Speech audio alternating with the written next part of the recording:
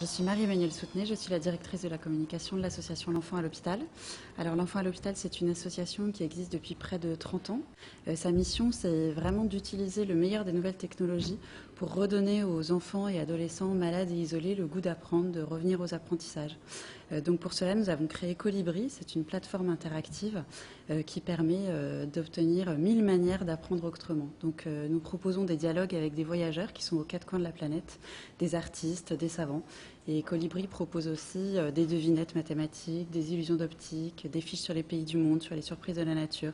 Vraiment plein de choses. C'est une université interactive foisonnante. On est présent dans toute la France, dans une cinquantaine de centres de soins et aussi des collèges fragiles. Donc le travail de l'association, il est vraiment unique au monde. Il a été primé par le premier prix du contenu mondial Internet contre l'exclusion. Et l'association est agréée par le ministère de l'Éducation nationale. Donc son travail est reconnu comme vraiment soutien aux apprentissages.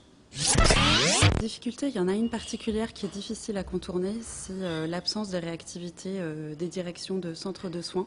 En fait, parfois, nous sommes appelés par les équipes enseignantes ou éducatives qui souhaitent notre accompagnement.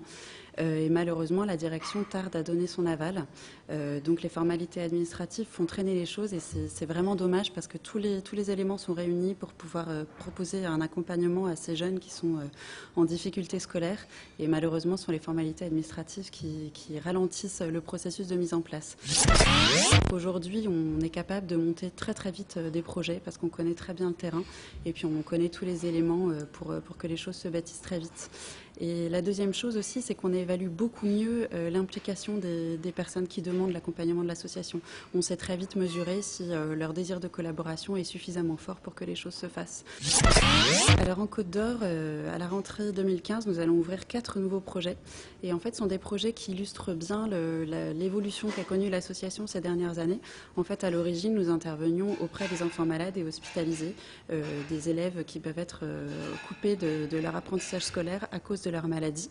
Et en fait, on a été contacté par des enseignants qui étaient mutés dans des établissements spécialisés, qui pouvaient être des centres d'accueil de jeunes, des collèges en difficulté, et qui souhaitaient bénéficier de l'accompagnement de l'association.